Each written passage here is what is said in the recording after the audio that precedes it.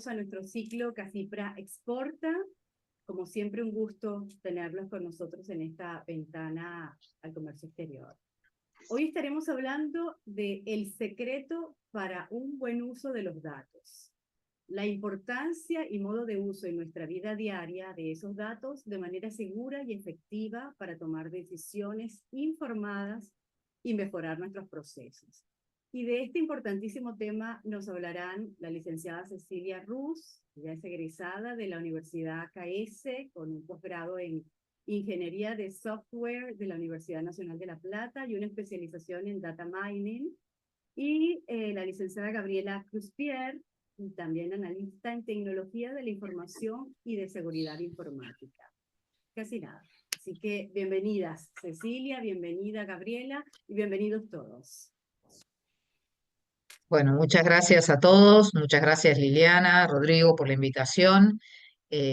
Bueno, les voy a compartir la pantalla.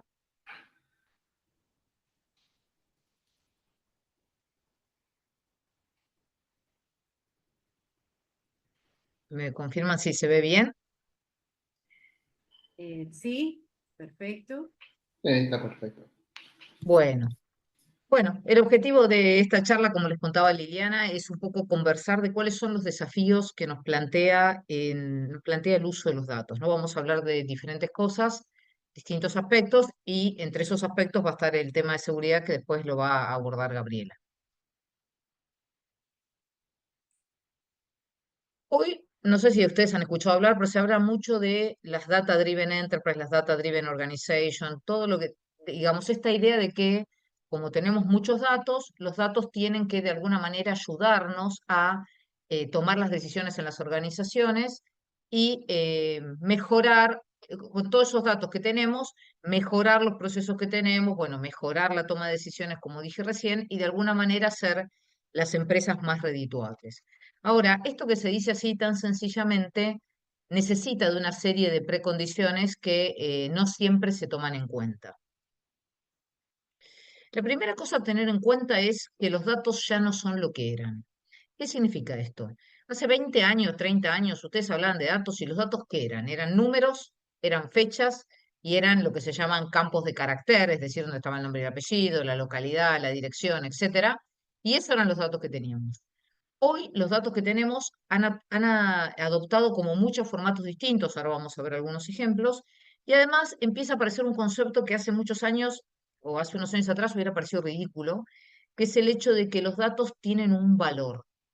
Y como tienen un valor, se consideran un activo dentro de las organizaciones. Esto significa que uno los puede poner en sus balances y que hay compañías cuya principal valor está en los datos que tienen y no en los edificios, los autos o las cosas que tradicionalmente se consideraban activos de las organizaciones, ¿sí? Entonces, la primera cosa que aparece como fuente de datos son los documentos. O sea, hoy ustedes en cualquier organización tienen parte de la información de esa organización que está en documentos. Esto plantea un desafío grande en cómo aprovechar esa información y también, bueno, por supuesto, cómo custodiarla, etcétera, etcétera. Y mucho más ahora de la mano de los que se llaman los LLM, que son estos lenguajes como ChatGPT, etcétera. ChatGPT sería como un ejemplo. El LLM es el modelo que está atrás y que justamente uno de los lugares de los cuales pueden nutrirse es este tipo de información que está en formato que se suele llamar técnicamente no estructurado. Bueno, esto es como otro gran formato nuevo que tenemos, que es quién se conecta con quién, cómo se conectan, y entonces esto da lugar a las redes, ¿sí? No las redes sociales solamente, sino a redes de contactos. Ustedes hoy cuando, por ejemplo, analizan, vamos a hablar de un tema bien de comercio exterior, cuando ustedes tienen que analizar el riesgo de una empresa, lo analizan no solo por la empresa, sino por los contactos de la empresa, por quiénes son sus socios, quiénes son sus accionistas, digamos, quiénes son las autoridades de la empresa, y eso configura como un perfil de riesgo basado en este análisis de redes, que eso merece un capítulo aparte, todo lo que tiene que ver con la información que uno puede sacar de las redes. Hay un artículo muy simpático que salió en estos días de cuál era las chances del nuevo Papa si uno hacía un análisis de redes. Así que está muy interesante. Después, en todo caso, le paso el link a Liliana o a Gustavo o a Rodrigo para que se los puedan compartir. Pero era interesante porque es como que se pueden aplicar a casi cualquier problema de los que uno tiene, digamos, ¿no? Entonces, bueno, ¿cuál es el análisis de las redes? Que son con quienes uno está vinculado, no solo a través de redes sociales. Tenemos fotos. Tenemos fotos satelitales, tenemos mapas, digamos, entonces hay cosas acá que empiezan a aportarnos más información. Este tipo de información, que ahora vamos a ver algunos ejemplos, para el comercio exterior es súper importante. Por ejemplo, la aduana de China hacía una estimación del volumen de los contenedores en base a unas fotos satelitales del volumen de contenedores de los barcos en base a unas fotos satelitales que sacaba de los barcos que llegaban a los puertos, ¿sí? Bueno, esto es cuando nosotros miramos Netflix o cualquier otra plataforma, ahí hay un montón de información. Nosotros vemos una determinada serie, unas determinadas series o unas determinadas películas, las vemos en un orden. Vieron que uno entra a las plataformas y le dicen, esto es apropiado para vos, te recomendamos esta película, te recomendamos esa serie, y eso cómo se hace. Se hace en base al análisis de esto, qué es lo que uno vio y cuándo es que uno lo vio, ¿no? Bueno, acá hay algunos ejemplos, el juego del calamar, eh, la Casa de Papel, digamos. ¿Quiénes ven estas series? ¿Cuándo las ven? ¿En qué orden las ven? Eso nos aporta un montón de información sobre la gente que nosotros, los clientes que tenemos o la gente con la que interactuamos. Este ejemplo me encanta. Hay una cocinera que no sé si conocen, que se llama Paulina Cocina, que es bastante popular. Y Paulina publicó esto en su Instagram ya hace un tiempo para decir, fíjense, en el 2021, esos picos que se ven ahí eran los pedidos de recetas de sopa los días que hacía frío. Entonces, ¿cómo buscaba la gente recetas de sopa los días que hacía frío? Entonces, bueno, también tenemos eso. ¿Cómo es la interacción en el tiempo y al tener el tiempo tenemos información adicional? ¿Qué día de la semana? La temperatura que hacía, si llovía o no llovía, digamos, cómo es digamos, una descripción adicional de cuándo se produce, por ejemplo, el consumo de ciertas cosas. Esto los supermercados hace rato que lo hacen, el hecho de tomar en cuenta cómo varía el consumo de acuerdo a la temperatura del día o si llueve o no llueve y demás. Cuando rastreamos algo, no solo lo rastreamos en tiempo, sino que lo rastreamos en espacio. Entonces, por ejemplo, esto es una foto de cómo se aproximaba un huracán a la costa de Estados Unidos. Entonces uno puede ir viendo en tiempo real el movimiento del huracán. Y estos son datos que también tenemos. En el comercio exterior, hoy, en muchos casos se puede saber la posición exacta en la que está un barco, que trae una mercadería que uno está esperando. Entonces tenemos el tiempo y el lugar de cosas con las que estamos interactuando. Fíjense la distancia que hay de tener solo fechas, números y texto a toda esta otra información de la que estamos hablando. Bueno, estos son los relojes inteligentes. Hace poco yo me compré uno y son como hasta un poco intimidantes, diría yo, ¿no? Porque toman un montón de información sobre lo que uno hace en tiempo real.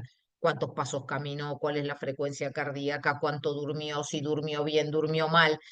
Fíjense, cada uno de los que tiene, bueno, yo corro, entonces lo uso para correr, a cuánto corrí, cuánto fue el tiempo promedio, etcétera, etcétera, etcétera. Y toda esa información se puede ir acumulando. O sea, la plataforma esta del mío marca Garmin, la plataforma de Garmin podrá ir acumulando toda esta información de la gente que tiene sus relojes. Entonces tiene cuánto corre, cuánto camina, digamos, la frecuencia cardíaca, si es mujer y si es hombre, la edad, en qué país está, etcétera, etcétera, etcétera. También sabe si el día que corría hacía calor, hacía frío, llovía. Bueno, toda esa información va complementando lo que tienen. Y esto da lugar a una idea que ya hace rato que está dando vueltas, que es la idea de tener una visión 360 de un cliente, ¿sí? ¿Qué significa esto? Que yo cuando miro un cliente no solo miro qué me compró y, y qué productos compró, sino que puedo ver cuándo los compró, si llamó al CRM, al sistema de atención al cliente o no llamó, si me mandó mails, si interactuó conmigo en Instagram, con quiénes se vincula, con qué tarjetas paga. Bueno, puedo ver un montón de información que me complementa a esto que tengo. En qué sucursales compró, por ejemplo, si soy un supermercado que tiene muchas sucursales. Entonces, todo eso va completando el perfil que yo tengo del cliente. algunas tarjetas de fidelidad que había, estas que sirven para sumar puntos, bueno, ahora son todas aplicaciones, no son más tarjetas, pero cuando uno usa estas cosas que usan para sumar puntos, también contribuye a esto. Por ejemplo, si yo tengo la aplicación de YPF o la que sea, y la uso para pagar, pueden saber en distintos, y la estoy usando en comercios que no son de YPF, no sé si con la YPF se puede pagar en comercios que no son de YPF, pero supongamos sumo puntos para aerolíneas, que ahora viene un ejemplo que tiene que ver con las aerolíneas, y sumo en distintos negocios, ellos pueden ver mi patrón de consumo más allá de los vuelos de avión que yo hago. ¿Está bien? Entonces eso va completando esta información que decíamos antes. Esto es súper interesante, está la fuente por si no me creen, porque yo cuando lo vi la primera vez no lo creí. Esto es cuánto vale el programa de viajero frecuente de American Airlines, y fíjense que vale más o menos 4 veces lo que vale la compañía. Ustedes dicen, pero ¿cómo va a valer 4 veces el programa de viajeros más de lo que vale la compañía? Si la compañía tiene los aviones, tiene los edificios, ¿cómo puede costar más el programa de viajeros frecuentes que la compañía aérea en sí misma? Y esto es, por esto que les decía antes, por el valor que tienen los datos. ¿Cuánto valen los datos de los consumos de los viajeros frecuentes de una compañía dada, American o United o, bueno, o cualquier otra? ¿Sí? Si ustedes piensan, por ejemplo, en Google o piensan en Netflix, ¿qué es lo que más vale de la compañía? Los datos que tienen, ¿está bien? No lo que, no las computadoras, digamos, los edificios, etcétera. Bueno, entonces este dibujito ahí está la fuente, me lo robé de un lugar que tiene muchos temas sobre datos, que se llama Dataversity. Me gusta mucho porque dice, bueno, acá están los datos. Y normalmente para pasar de los datos a información hace falta un montón de gente que lo sostiene, porque hace falta un montón de trabajo manual. Y este trabajo manual, el ordenamiento de este trabajo manual, la optimización de este trabajo manual, es lo que viene a tomar lo que se llama el gobierno de datos, ¿sí? Y voy a acelerar un poco porque me parece que estoy un poquito en tiempo. Vamos a hablar, el gobierno de datos es algo muy amplio, nosotros vamos a mencionar solamente 3 cosas: calidad, metadata, que es información sobre los datos, y después Gaby va a hablar específicamente sobre el tema de seguridad. La primera cuestión es que nosotros tenemos una serie de preconceptos sobre los datos. Si los datos están guardados también, tenemos todos los datos y los datos que tenemos valen para siempre. Las 3 cosas son falsas, ¿sí? Acá puse algunos ejemplos de problema con calidad de los datos. Cualquiera que tenga datos de clientes sabe que tiene más de un mail, que hay distintos clientes con el mismo mail. Si estamos en comercio exterior, ¿qué pasa si vemos en una operación un monto FOB negativo o vemos una fecha de embarque que es posterior a la partida del buque? ¿Quién revisa estos temas y quién se ocupa de resolver estos problemas? Si yo no tengo a alguien que resuelva los problemas de calidad, nosotros en sistemas tenemos una frase muy famosa que dice garbage in, garbage out. Quiere decir, si meto basura, saco basura. O sea, si no tengo un control de la calidad de los datos que tengo, las cosas que salgan de mis procesos de análisis de datos van a ser falsas, ¿sí? Acá hay algunos ejemplos más sofisticados, voy a pasarlos rápido. Este me encanta, el 30% de los clientes cumpleaños el mismo día. Esto es una cosa bastante usual. Alguien, cuando no sabe qué poner, por ejemplo, 1 de enero de 1901, es una fecha que suele aparecer más repetida de lo que debería, pero este fue un caso raro porque alguien, cuando diseñó el sistema, cuando no se ponía un dato, puso el dato de su cumpleaños. Entonces no era una fecha que a uno le podría llamar la atención, sino que era una fecha común, 5 de enero o 5 de mayo de 1984, una fecha que podía ser tranquilamente. La única cosa rara era que el 30% de la gente había nacido ese día. Entonces algo que a uno le debería levantar sospechas. Acá traje 2 ejemplos nada más de la época del coronavirus, porque uno cree que los errores de que la calidad es gratis, o sea que tener problemas de calidad es gratis, y eso no es verdad, lo que yo les decía antes. Si uno tiene problemas de calidad, el resultado es malo. Entonces, fíjense acá un problema en la carga de la campaña de vacunación y un problema en la cantidad de muertes registradas por COVID. Las 2 cosas afectaron la estrategia de COVID. O sea, si yo tengo mal cuánta gente se murió, tengo mal dónde se murió la gente, o tengo mal dónde se vacunó la gente, obviamente lo que hice está mal, ¿sí? Entonces, bueno, tener mal los datos tiene un impacto. Si no se invierte dinero y esfuerzo, la calidad de datos es mala, hay que mirarla todo el tiempo, y está aceptado que más o menos el 70% del trabajo de un proyecto de análisis de datos o de minería de datos es acomodar y cruzar los datos. O sea que hay un montón de esfuerzo que se va, ¿sí? Bueno, el segundo tema que yo les quería contar era este tema de el problema con los datos. Y acá aparece una cosa que a veces pasa desapercibida, que es el tema del significado de los datos. Y me gusta esto porque ya Sócrates decía que el comienzo de la sabiduría es la definición de los términos. Y acá el problema es, supongamos que yo quiero saber cuánta gente vino a esta charla. Es una pregunta trivial, ¿no? Ahora, ¿cómo se contesta esa pregunta? Es cuánta gente había en la charla cuando yo empecé a hablar, cuánta gente había en la charla cuando la charla terminó, cuánto fue el máximo de gente que hubo en la charla. Digo, nada, cualquiera de las tres opciones que yo tome puede ser correcta, pero tengo que tomar una. Si yo después, cuando Rodrigo y Liliana quieren analizar cómo va con las charlas, y una vez la toman en la cantidad de gente que hay al principio, otra vez la toman en la cantidad de gente que hay al final, y otra vez la toman en la cantidad de gente que hay al medio, esos números no son comparables entre sí. Entonces, eso es lo que se llama la definición de los datos. Y conlleva no solo esto de definir en qué momento voy a tomar la medida, que es importante, sino también otras cosas. Les voy a poner un ejemplo que me pasó a mí. Por ejemplo, ¿en qué moneda está medido? Bueno, yo trabajé muchos años, igual que Gaby, en la ex AFIP, lo que ahora es ARCA, y una vez nos llevaban a una reunión de muy alto nivel, había habido mucho ruido político en esa reunión, porque había unos números que no coincidían entre lo que decía el área tributaria y el área aduanera. Nos sentamos, la reunión duró 30 segundos. Uno estaba en pesos y el otro estaba en dólares. Pero obviamente para el área tributaria todos los montos son en pesos y para el área aduanera todos los montos son en dólares. A nadie se le había ocurrido que el problema podía ser que la moneda no era la misma.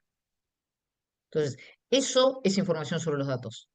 Es qué es lo que estoy mostrando y cómo está medido. Hay muchos ejemplos de grandes errores en la historia del software, por ejemplo, por problema de unidad de medida. Porque uno estaba pensando que estaba en unidad métrica decimal y el otro estaba usando la que usan en Inglaterra, por ejemplo. Uno pensaba que era kilómetro, el otro pensaba que era millas. Ya está. Una cuenta se hizo con kilómetro, la otra con millas, no da nada con nada. Bueno, está lleno de ejemplos de este tipo, ¿sí? Y acá les traje un ejemplo simpático que es cuáles son los estudiantes homeless de Florida, sacada de esta fuente. Si uno mira acá, hay lugares de Florida en Estados Unidos que tienen casi el 20% de sus estudiantes homeless. Dice, pero ¿cómo puede ser homeless? Gente que vive arriba del puente, estudiantes universitarios, ¿eran estos? Pero acá está la definición, y dice que para el sistema público una persona es homeless si no tiene un hogar permanente o si comparte su hogar con otra familia, por ejemplo, o si se tuvo que mudar muchas veces. Bueno, pero eso no es lo que nosotros llamamos homeless. ¿Ok? Entonces es importante cuando uno habla saber de qué está hablando. ¿Ok? Bueno, dejo de compartir. Esta era la última, sí, y la dejo a Gaby. Gracias, Ceci. Buen día a todos. Ahora, bueno, voy a compartirles pantalla para que podamos ver la presentación esta.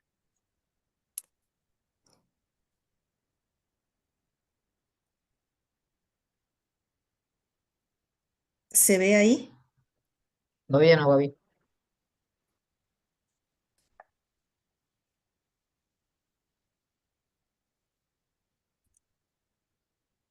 Ahora dice que empezaste a compartir, pero todavía no se ve. Ahí sí. Ahí sí. Perfecto. Bueno, perfecto. Bien, en esta parte de la charla vamos a hablar un poco sobre la seguridad de la información. Sabemos que hoy vivimos en un mundo que está totalmente conectado, donde cada paso que damos va dejando huella. Entonces, es ahí donde tenemos que prestar atención de qué es lo que subimos a las redes y lo que publicamos y cómo manejamos esta información. Bien. Lo primero que quería aclarar es una cuestión relativa a la terminología. Muchas veces la seguridad de la información y la ciberseguridad se utilizan como conceptos, como sinónimos, y sin embargo hay una pequeña diferencia entre ambos, que la seguridad de la información refiere a la protección de todo tipo de información, sin importar en el medio en que se encuentre, o sea, puede ser información digital, pero también puede ser información impresa, escrita, verbal, en tanto que la ciberseguridad protege todo lo que tiene que ver con la información digital, las redes, los datos y todo lo que tiene que ver con los ataques que se puedan producir aquí.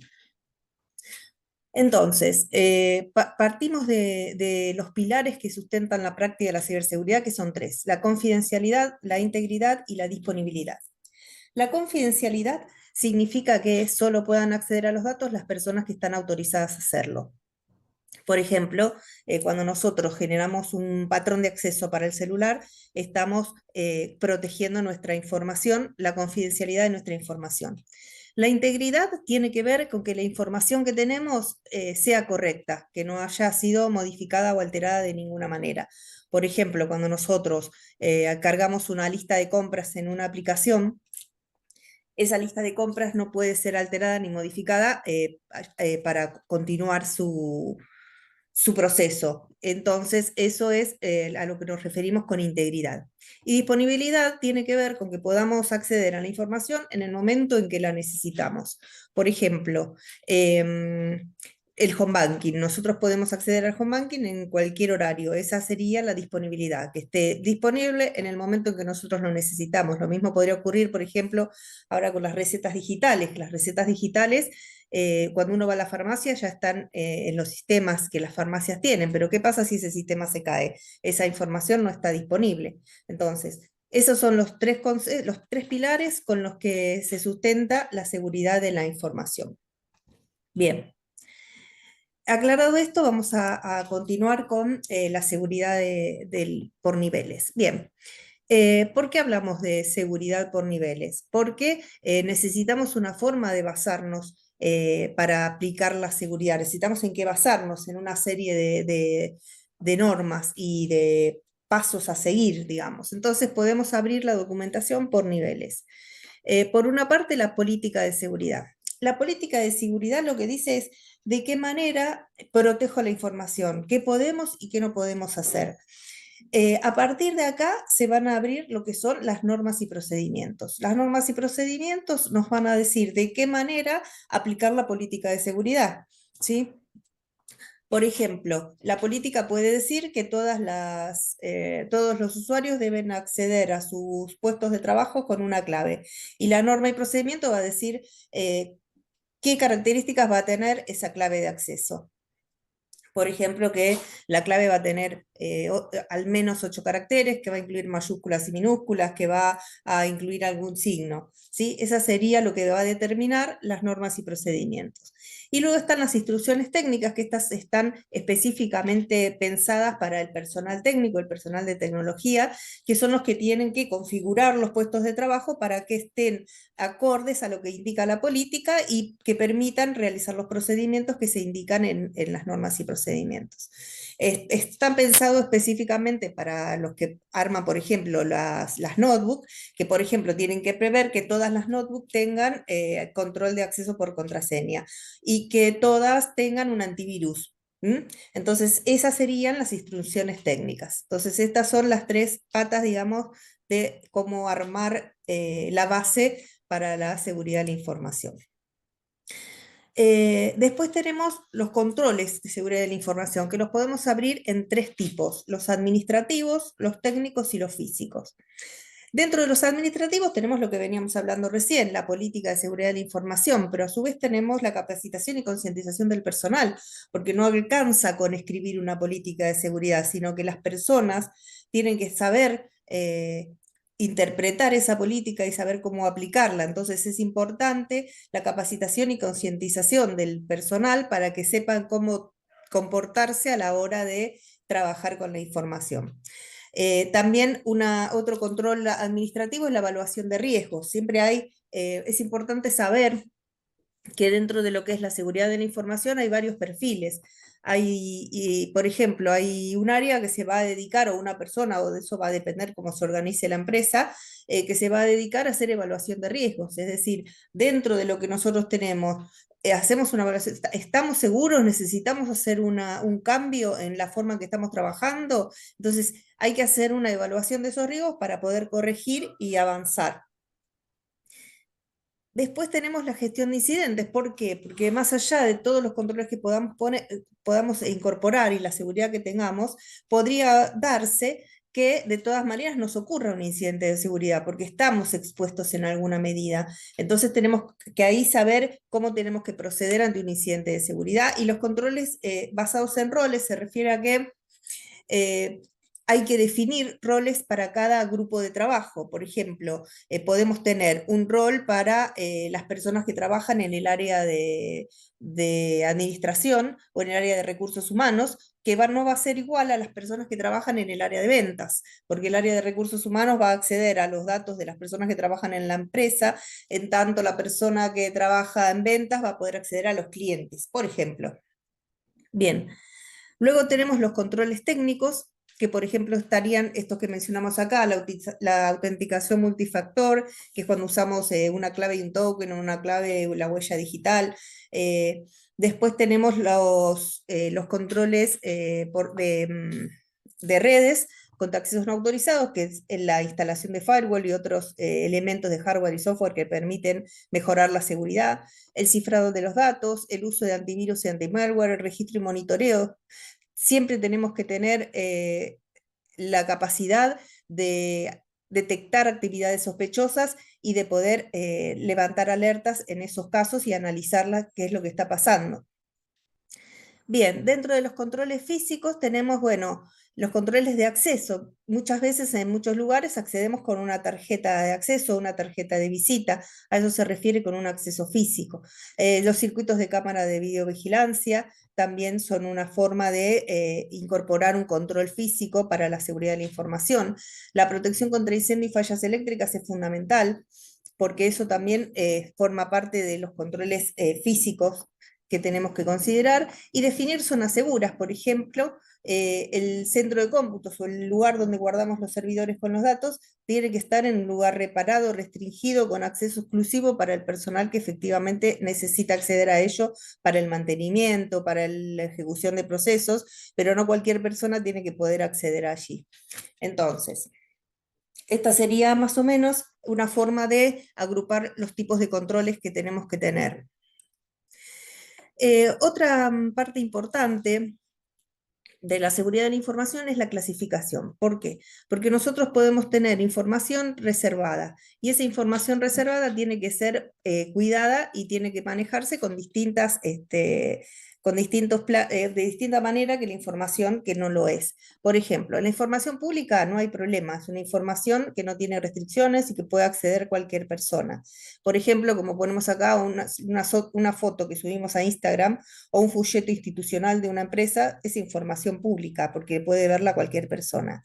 Luego tenemos información interna, que es información que solo se puede ver dentro de la empresa en la que estamos trabajando, dentro del organismo. No es información que cualquier persona pueda acceder. Por ejemplo, en el caso personal, las citas médicas podrían estar en tu agenda y no necesariamente eso tiene que poder ser visto por otras personas, solamente te va a interesar a vos o a tu familia o a las personas que te cuidan o como corresponda. Y en el caso empresarial, una agenda de reunión sería una información de tipo interna. Ahora tenemos información confidencial y restringida. Estos dos tipos de información son información a la que solo pueden tener acceso pocas personas, inclusive la información restringida es de acceso muy controlado y es una información que generalmente se utiliza a nivel gerencial para la toma de decisiones. Entonces, esta información, tanto la confidencial como la restringida, deben manejarse con otras pautas de seguridad. ¿Sí? Tenemos que asegurarnos que esa información no sea accesible para quienes no tengan que tener acceso a ellas. Bien, otra pata de la seguridad es la seguridad de redes, que veníamos hablando un poquito ya de esto cuando hablábamos de quién accede a qué. Y es importante manejarnos con una guía de buenas prácticas, que las hacemos muy resumidas acá en esta diapo. Que tenemos que tener prevista la gestión de accesos, que es lo que hablábamos antes de tener una contraseña para acceder a los sistemas. Tenemos que tener la protección del perímetro, que es lo que mencionábamos respecto de las zonas restringidas de acceso, donde están los servidores, el centro de cómputos. El cifrado y seguridad de los datos. Es importante que los datos, tanto los datos que se encuentran en reposo como los datos que transitan dentro de las redes, se transmitan de manera cifrada, de forma tal que no puedan ser intervenidos. El monitoreo y la auditoría que veíamos antes para asegurarnos de detectar cualquier actividad sospechosa dentro de los sistemas. Mantener siempre actualizadas las versiones de todo el software que manejamos, tanto de los antivirus como de cualquier otro software, porque estos ya vienen con, previendo, digamos, las nuevas amenazas. Entonces es importante siempre manejarnos con las últimas versiones. Bueno, lo que hablábamos antes de capacitación y concientización es fundamental para que las personas entiendan de qué manera proteger la información y protegerse a sí mismos, porque las personas también forman parte de los activos de una empresa. Y finalmente la respuesta ante incidentes, que ahora después la vamos a charlar un poquito más en detalle, que es, todo nos falló y tuvimos un incidente de seguridad. ¿Cómo procedemos? ¿Qué es lo que tenemos que hacer en esos casos? Bien. Acá tenemos un listadito de las amenazas más comunes. Estas son, digamos, lo más básico que vamos a encontrar dentro de lo que son las amenazas. Tenemos el malware, que lo que quiere hacer, el objetivo del malware es infectar y dañar los sistemas.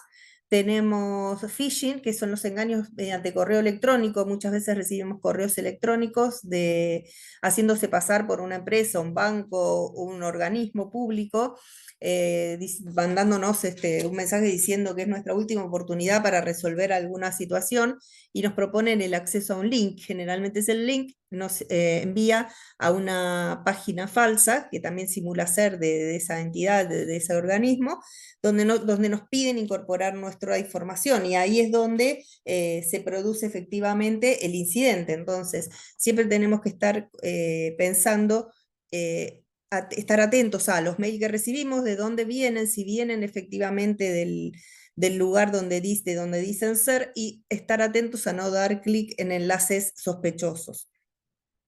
Luego tenemos otros ataques, que son los ataques de intercepción, que es cuando la red no está protegida, como hablábamos de seguridad de redes.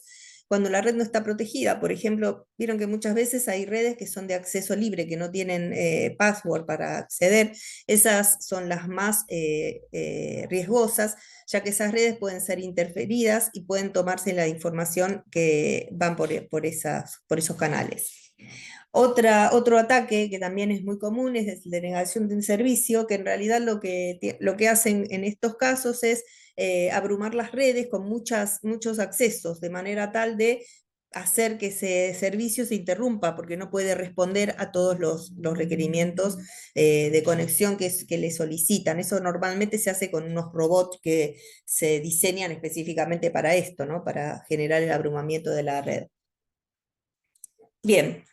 Acá tenemos un ranking de las amenazas más comunes. Acá hay una comparativa entre las amenazas en Argentina y en el mundo. Como podemos ver, las 4 más comunes son ingeniería social, ransomware, cadena de suministro y inteligencia artificial maliciosa. Como vemos en el primer cuadro, podemos ver que en Argentina la ingeniería social es aún más alto el porcentaje de casos que en el mundo. Esto es porque no hay todavía una conciencia de la seguridad de la información y del manejo de los datos. Entonces, muchos de las amenazas más comunes son las que atacan a las personas, ya sea por medio de correo electrónico, llamadas telefónicas, mensajes de celular. Bueno, esos son los más comunes y los que más se notan, digamos, los que más altos son respecto del resto del mundo. Luego tenemos más o menos en los mismos porcentajes el ransomware, que hubo ataques acá en Argentina, hubo casos también, además de los casos que se han dado en otros lugares del mundo. Y los casos de cadena de suministro y de inteligencia artificial maliciosa, como vemos, son un poco más bajos en Argentina. Esto es porque muchas veces la cadena de suministros no está incorporada a los sistemas, con lo cual no tienen posibilidades de ser, detenida, digamos. Y la inteligencia artificial maliciosa, lo mismo, o sea, ya está acá, pero todavía no se ha desarrollado en su totalidad, porque hay muchas cosas justamente que todavía no tenemos informatizadas o digitalizadas. Pero bueno, las amenazas son reales, llegan, así que tenemos que estar atentos para cuidarnos de ellas. Bien, hasta ahora entonces hablamos de seguridad de redes, pero aparte de la seguridad de redes tenemos la seguridad de los sistemas, que es que lo que indica es quién puede acceder a qué, en qué momento y bajo qué condiciones. Esto se refiere a medidas prácticas que tienen que ver directamente con los accesos a un sistema informático, ¿sí? Entonces, una forma de acceder a los sistemas tiene que ser con una identificación segura, declarando nuestra identidad con el usuario que nos fue asignado. La autenticación, que es la verificación de esa identidad, que puede hacerse mediante un segundo factor de autenticación, como puede ser un token, una huella digital. Luego tenemos la autorización, que es que una vez que ingresamos, qué es lo que tenemos permitido hacer en base a cuáles son las tareas que nosotros desarrollamos. Y finalmente está la auditoría y registro, que es lo que hablábamos antes de estar permanentemente monitoreando para detectar cualquier amenaza o cualquier actividad sospechosa que detectemos en los sistemas, que puede ser un ataque real o puede ser algo que nosotros mismos estamos omitiendo dentro de lo que es el desarrollo de las aplicaciones. Bueno, algo que es muy importante y que no tenemos que olvidar es el de las copias de seguridad. ¿Por qué? Porque una copia de seguridad es lo que nos puede salvar un incidente de seguridad detectado. Entonces, es fundamental definir una política de backups, decir qué es lo que vamos a respaldar, con qué frecuencia vamos a respaldarlo, quién es el responsable de ese resguardo. Determinar cuánto tiempo vamos a guardar esas copias de seguridad y de qué manera vamos a hacer el procedimiento de restauración en caso de ser necesario. Después tenemos que definir cuál es la ubicación que les vamos a dar a esas copias de seguridad, dónde las vamos a guardar. Lo ideal es guardarlas fuera del sitio físico principal en el que tenemos el centro de cómputos, los servidores, en otro lugar físico, o en la nube. Si fuera así, lo ideal también es guardar una copia desconectada, o sea, que esté fuera de línea de los sistemas. Siempre todas las opciones estas son para asegurarnos de siempre tener un backup del cual poder recomponer nuestra información. El cifrado y la protección, bueno, eso es fundamental. Tenemos que cifrar estas copias de seguridad, de modo que si esa copia de seguridad fuera, pueda ser obtenida por cualquier persona, estos no la puedan utilizar porque se encuentra cifrada. Y después, algo que es fundamental y que a veces nos olvidamos de hacer son las las pruebas de restauración. O sea, no alcanza con tener un backup de la información, sino asegurarnos que después ese backup, cuando lo necesitemos, lo podamos recuperar. Así que esas serían las cuestiones más importantes a tener en cuenta. Luego versionado, o sea, cada copia de seguridad versionémosla, porque también puede ocurrir que la última copia que tengamos no nos sirva y tengamos que recurrir a una copia anterior. Entonces, bueno, todas estas cuestiones que ya no tienen que ver solo con la seguridad, sino con el manejo general de un sistema, ¿no? Después, bueno, la integración del plan de backup, por supuesto, tiene que estar alineada con el plan de recuperación ante desastres, un incendio, una inundación, lo que fuera, y con el plan de continuidad de negocios, que es cómo volver a estar en línea si por alguna eventualidad nos hubiéramos caído, ya sea por un desastre o por una caída lógica una caída física de los sistemas, un servidor que se apagó, lo que fuere que hubiera ocurrido. Y finalmente es importante todo este procedimiento tenerlo documentado, ¿sí? Saber cuándo vamos a hacer los backups, cómo los vamos a recuperar, dónde están las ubicaciones y quiénes son los responsables, ¿sí? Todo esto es importante tenerlo en cuenta. Bien, cuando hablamos de incidentes, entonces es cuando, bueno, tuvimos en cuenta todas las opciones, minimizamos todos los riesgos, pero aún así fuimos víctimas de un incidente. ¿Qué es lo que tenemos que hacer? Bueno, acá tenemos que tener establecido también de qué manera vamos a actuar ante la posibilidad de un incidente. ¿Sí? Establecer cuáles van a ser las políticas, las herramientas que vamos a utilizar para actuar de forma rápida y poder detener el incidente y recuperar todo lo que tenemos para poder volver a operar normalmente. Se tiene que hacer un análisis de qué es lo que pasó para que después poder evitar que vuelva a ocurrir. monitorear para asegurarnos de que eso se haya detenido, digamos, o sea, de que detener el avance del ataque y después ver de qué manera lo vamos a resolver para que no vuelva a pasar. Hay que aislar las amenazas, o sea, a veces el aislarlas significa salir de línea, desconectar los servicios de las redes y poder resolver internamente la normalización de los datos para luego volverlos a poner en línea. Bueno, todo eso debe estar documentado también. Y finalmente hacer un informe post-incidente para entender lo que pasó y poder resolverlo. Básicamente es eso, ¿no? Todo esto lo que muestra es que hay un ciclo en la respuesta de incidentes que podemos seguir para volver a la normalidad ante esta posibilidad. ¿Por qué es importante todo esto? Perdón, que me fui. Acá esto es un informe que sacamos de una página de una consultora, que son, como pueden ver, estas no se las voy a leer todas ni les voy a comentar, simplemente se las dejo para que la vean un momentito, que son los precios que se manejan en la dark web sobre la información que se vende, o sea, aquellos datos que pudieron ser obtenidos por cualquiera de los métodos de infección, y esos datos luego se venden dentro de lo que es la dark web. Entonces, por ejemplo, como ven acá, detalles completos de tarjeta de crédito, $110. Kit de phishing, $40. El ransomware con todas las herramientas, $20.000. Todo se vende. Entonces, estando en conocimiento de que esto existe y de que los precios están fijados, porque este es un informe al 2023, pero esto no dejó de existir, simplemente se van actualizando, pero sigue vigente. Entonces, vean que tenemos que cualquier información es valiosa. Cualquier información es valiosa, desde los datos de una tarjeta de crédito hasta tu clave de Netflix, hasta tu perfil de Facebook. Entonces tenemos que estar muy atentos a cómo nos manejamos dentro de las redes para no ser víctimas de un incidente que después esa información pueda ser vendida a terceros que la puedan utilizar en lo que quieran, digamos.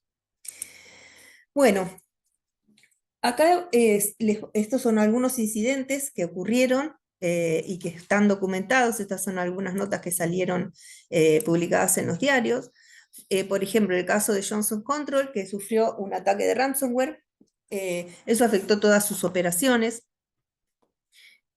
Tuvieron que detener sus operaciones y finalmente pudieron restaurarlas, tuvieron que comunicar a los usuarios todo lo que había ocurrido y, de esa forma se fueron finalmente, se informaron las interrupciones y se informaron cuáles fueron las acciones tomadas.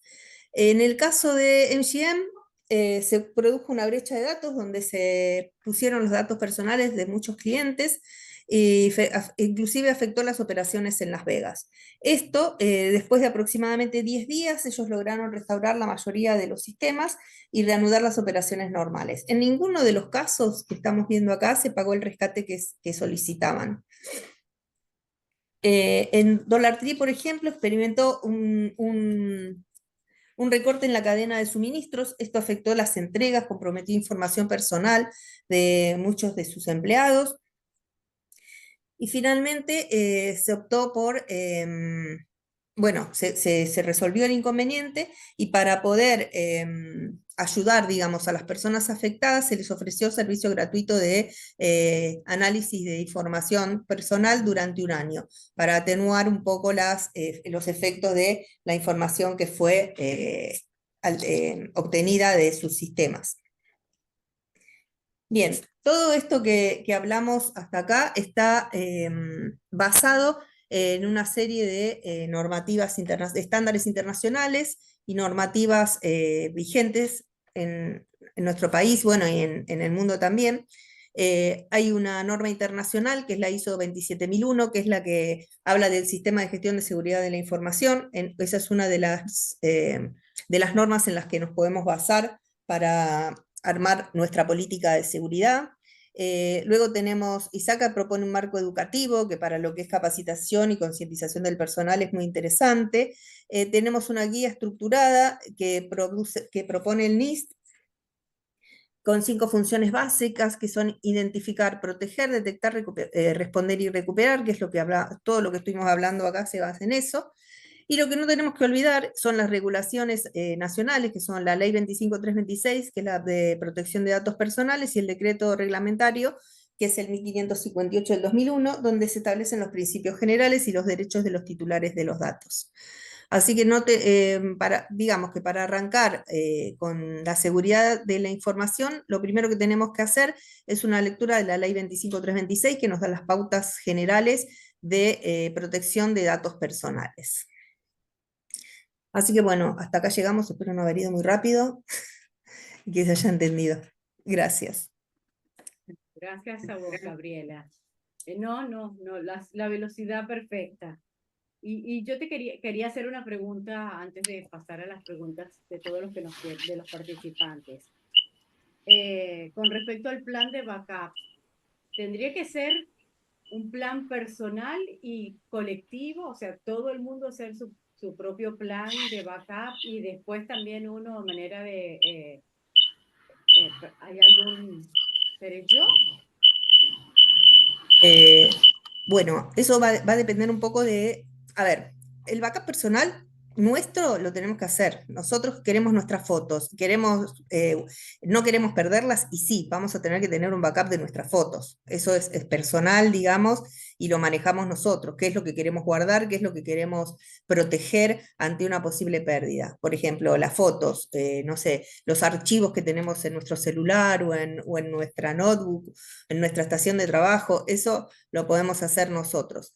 Ahora, fuera de eso, las empresas, digamos, tienen que hacer el backup de de la información que el personal trabaja. Tiene que prever la forma en que todo lo que la gente trabaje esté en un servidor de manera tal que los backups que se realicen integren toda la información de los sistemas, ¿sí? Entonces ahí no sería necesario que cada persona haga el backup de la información de la empresa, sino que la empresa tendría que tener un plan de backup para su información, que es la que no quiere perder, ¿sí? Claro. Estarían las dos patas, digamos.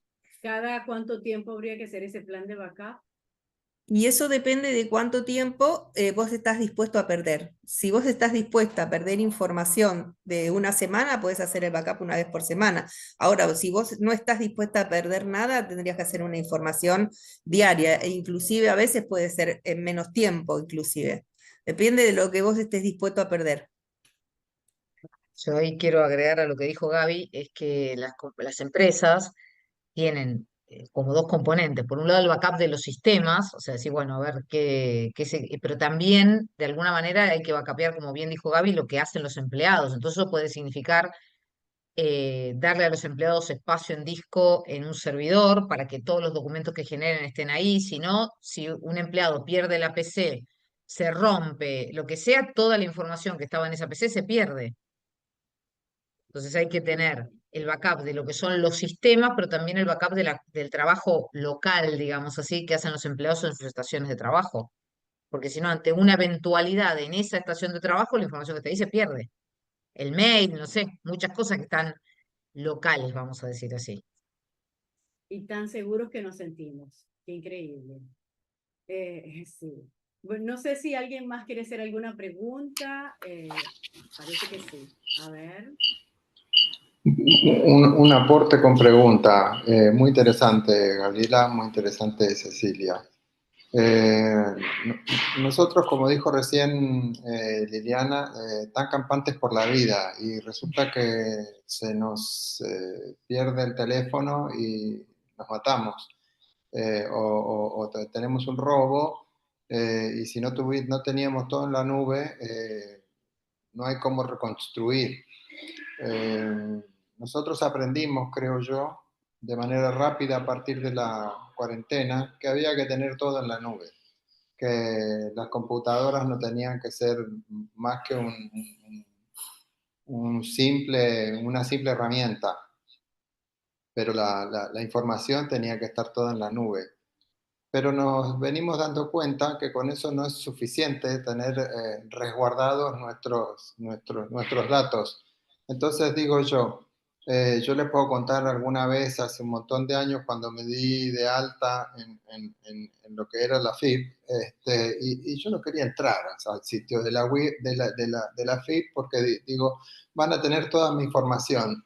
Y resulta que llegó un momento que no me quedó otra que entrar al sitio de la FIP y me encuentro con un mar de información sobre mi persona.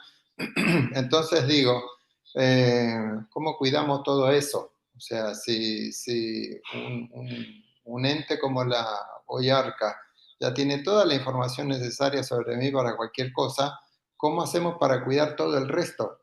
Gabriela mencionó lo de las fotos.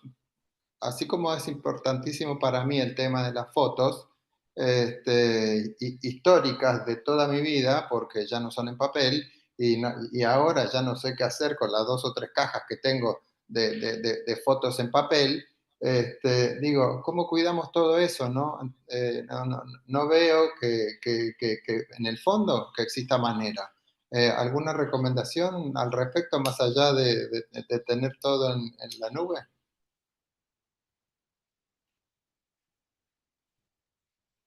Bueno, como bien decís, no alcanza con tener todo en la nube, siempre hay que tener un backup que esté fuera de línea.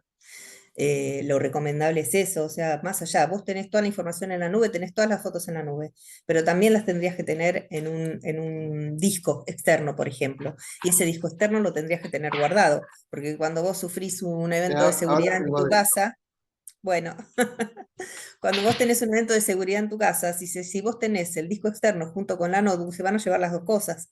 Entonces, ese disco externo vos lo tendrías que tener en algún lugar seguro para también, Tengo otro y bueno, otro.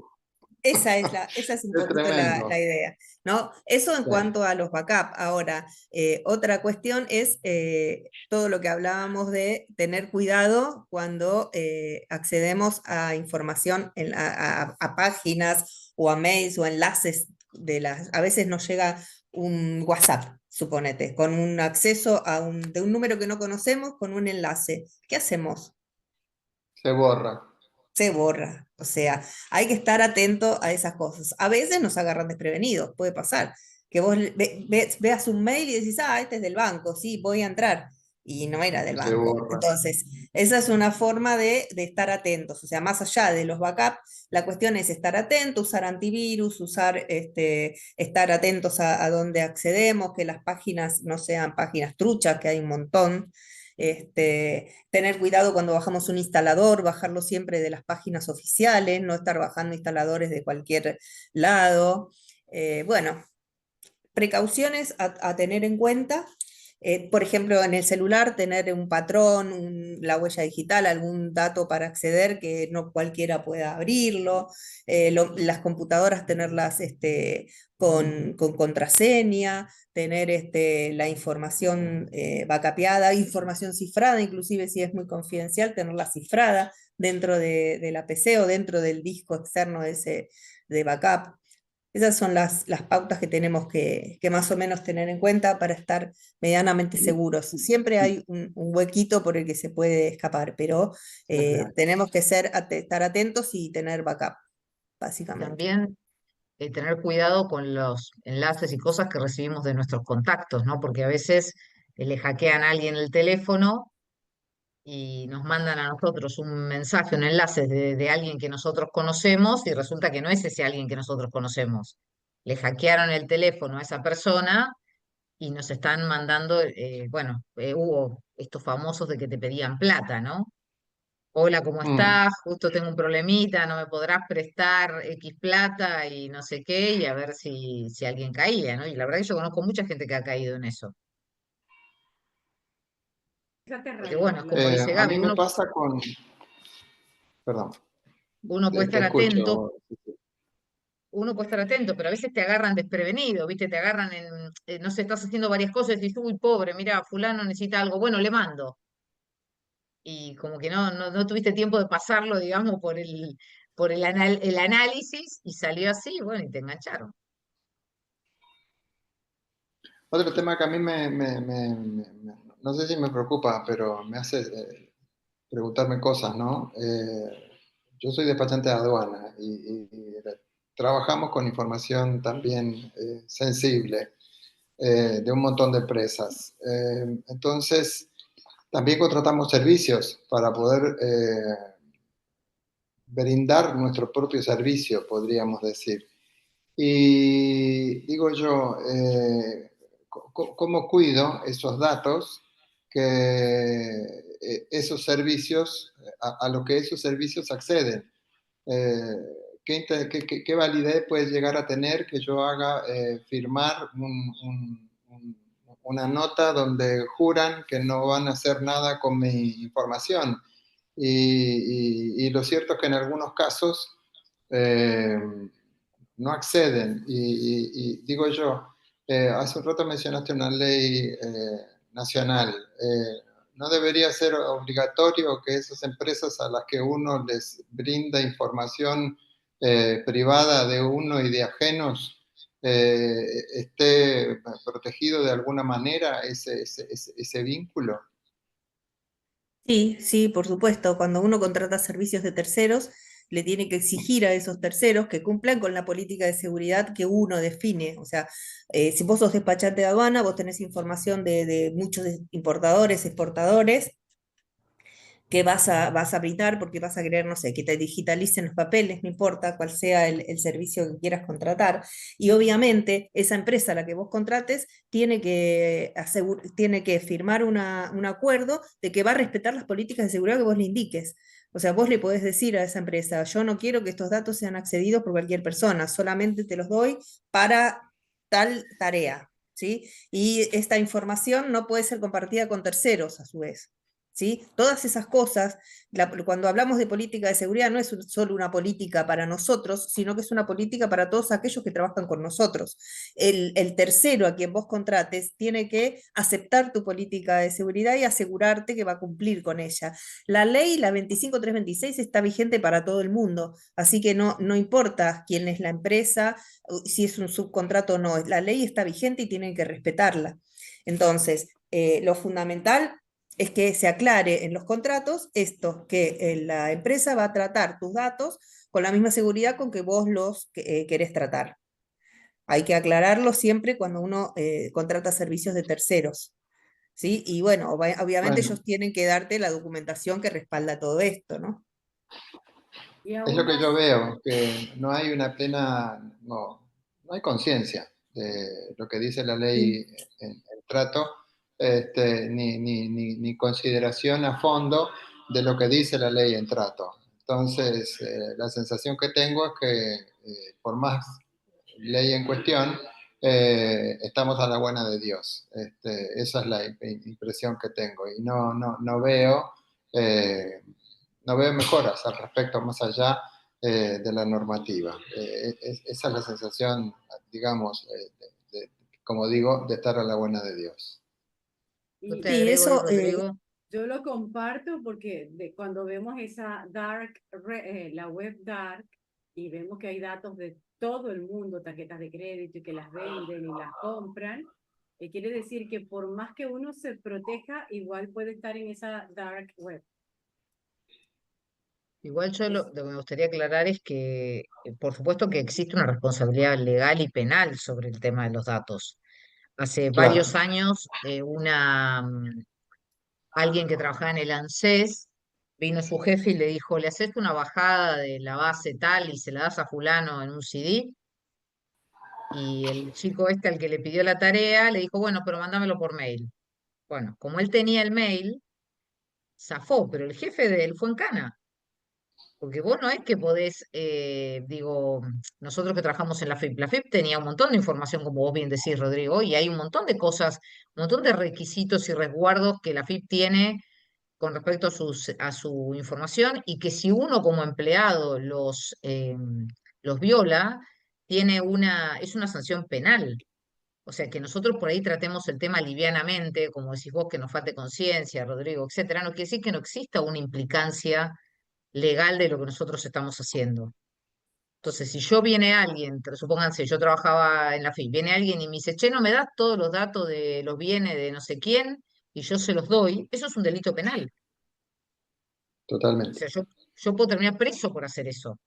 Entonces, hay como todo unos mecanismos, hay un mecanismo legal que quizás falta como reforzar o etcétera, pero que nosotros no tengamos conciencia no quiere decir que el mecanismo no exista y que no pueda ser aplicado. Bueno, hay que cuidarse.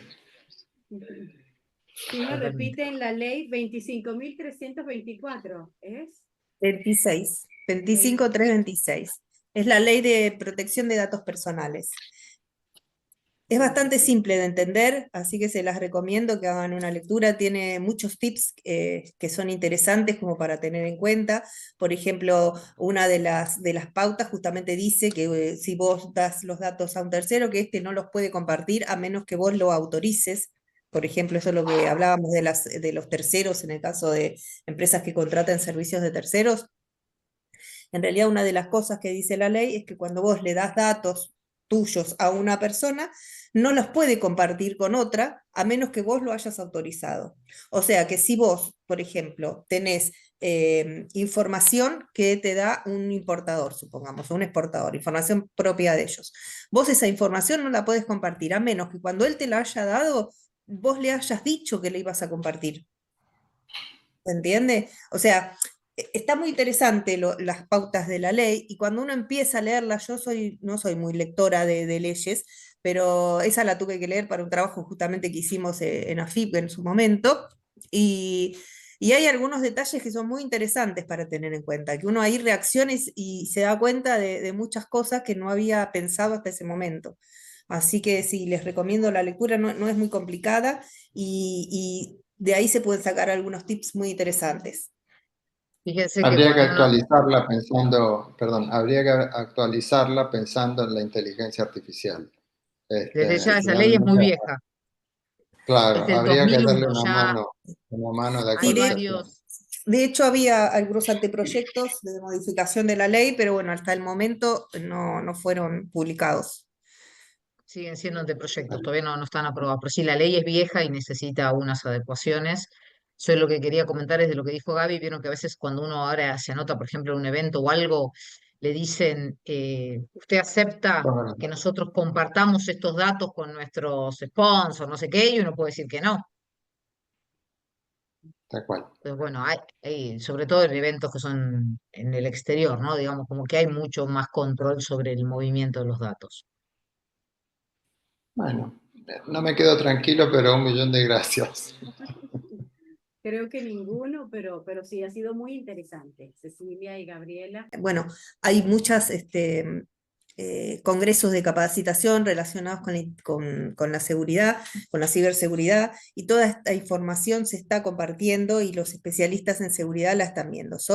Lo que tenemos que tener en cuenta, que lo que les comentaba antes, que dentro de lo que es la seguridad de la información hay muchas especialidades y entonces es interesante, es importante que cuando, bueno, dependiendo de la información que uno maneje y con quién trabaje, como en el caso que mencionás, quizás necesite tener dentro de su empresa una persona que justamente tenga estos conocimientos para poder ayudarlos y minimizar cualquier efecto que pueda haber en la seguridad. Pero hay cosas nuevas y cada vez van a ir saliendo también, a la medida que salen nuevas herramientas, van saliendo también nuevas herramientas de cuidado y de protección de los datos. Pero bueno, a veces no llegan con la misma urgencia que uno los necesita, ¿sí? Pero Igual, se está trabajando en esto. O sea, no es que se desconoce ni que no se trabaje, lo que pasa es que es muy nuevo y todavía no han llegado algunas herramientas para tratarlo, ¿no? sí, igual lo que yo ahí te agregaría, Jorge, es que no somos los únicos preocupados por esto. Imagínate el Ministerio de Defensa de los Estados Unidos, digamos, con los avances, como bien decís vos, de la computación cuántica y la posibilidad de cálculo que hace que el largo de las claves, que era como la gran Sí, está cifrado. fortaleza, esté como mucho más expuesto. Digamos, bueno, hay como mucho trabajo de investigación sobre esto también. O sea, bueno, es ver un poco. Inclusive en la Argentina sabemos que hay una CIDE paralela y los sistemas más avanzados que se compraron fueron con el general Milani, que era el que estaba a cargo de las Fuerzas Armadas en gobiernos anteriores, ¿no? y todo eso es muy complicado. Siempre, mira, hace muchos años en uno de los lugares en los que yo estuve dentro de la FIP era la Subdirección de Control y tuvimos que ir a hacer un curso a la Secretaría de Inteligencia, a la CIDE. Ujú, ujú. Y la verdad es que esto fue hace muchísimos años. Cuando uno ve las cosas que hacen y con las herramientas que tienen, como que uno se queda un poco sorprendido, porque tienen como un montón. O sea, nosotros siempre se dice, nosotros no, siempre se dice que el fraude tiene como tres niveles, tiene como varios niveles. El nivel más sofisticado de fraude es el que tiene que ver con tráfico de drogas, de armas y de personas. ¿Está bien? Abajo de eso viene lo que sería el fraude comercial, que es un poco el que quizás más le afecta a la FIP, digamos, en lo que sería, o a la aduana, el tema de su facturación, sobrefacturación, ese tipo de cosas está abajo. Entonces, hay como una, digamos, los que manejan esos fraudes como de alto nivel, tienen como la tecnología más avanzada, tanto en el hecho de cometer el fraude como en el hecho de la detección del fraude. Entonces, bueno, en ese segmento, digamos, es donde se producen como los mayores avances, digamos así. Y después eso derrapa hacia el resto de los mortales, digamos. Ujú. Y que haya una CIDE paralela con mayores avances complica más todo, ¿no? Sí, eso, viste, siempre es difícil. Igual yo digo, me parece que los que más tecnología disponen en general son los grupos delictivos. O sea, un grupo que hace narcotráfico en gran escala tiene tecnología muy superior a la que podemos manejar Detrás, nosotros. no, detrás de ellos está justamente el mismo poder, ¿no? Sí, a veces sí, a veces no, digamos, pero lo que yo trabajaba cerca de la gente de narcotráfico, digamos, entonces la diferencia de precio entre lo que vale un kilo de cocaína en Colombia y lo que vale en España, piensen que uno de los grandes contrabandos de la Argentina creo que fue 1 tonelada de cocaína que fue en el fuselaje de un avión, el Ujú. caso de los hermanos Juliá. O sea, Sí, sí, corrigieron el fuselaje de un avión, contrataron un ingeniero aeronáutico para ocultar droga. Entonces, hay como mucha cabeza, digamos así, mucha plata puesta en ese tipo de fraude, ¿sí? Así que bueno, complicado. Y los secretos gubernamentales, ¿no? bueno, eso siempre los estados tienen sus propios mecanismos Claro, claro. de control, ¿no? Y el debilitamiento de la autenticación, ¿no?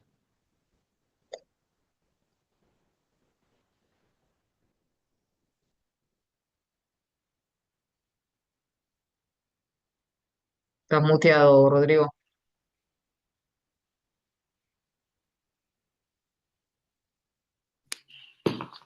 ¿Algún comentario más? Digamos, estamos muy yéndonos de la hora establecida, digamos, normalmente 1 hora. ¿Algún comentario más que nos quieran hacer? Parece que no. ¿Dónde se nos metió la gerenta? Ahí está. No me escuchan, acá estoy, acá estoy. Sí, Sí. sí. No, no, parece que no. No hay ningún comentario en el chat. Ha sido interesantísimo. Por favor, recuerden, todos los que quieran volver a disfrutar esta presentación, la pueden volver a ver en nuestro canal Casipra Exporta. Yo la voy a volver a ver. Así que gracias, Cecilia, muchísimas gracias también, Gabriela, ha sido todo muy claro. Las volveremos a molestar preguntándoles este tipo de cosas y siempre esta es su casa también. Bueno, muchas Gracias a gracias. todos. Muchas Gracias a gracias Muchas a todos. todos. gracias. Gracias, Cecilia. Gracias, Chao, hasta Gabriela. luego. Gracias, Interesantísimo. adiós. Como dije, no Gracias. nos quedamos tranquilos, pero atentos. Sí, Sí. exactamente, así Muchas es. gracias. Nos vemos. Muchas Muchas gracias. gracias. Chao, hasta luego, que estén bien. Hasta luego. Chao, Gracias. chao. Hasta el próximo miércoles. Gracias.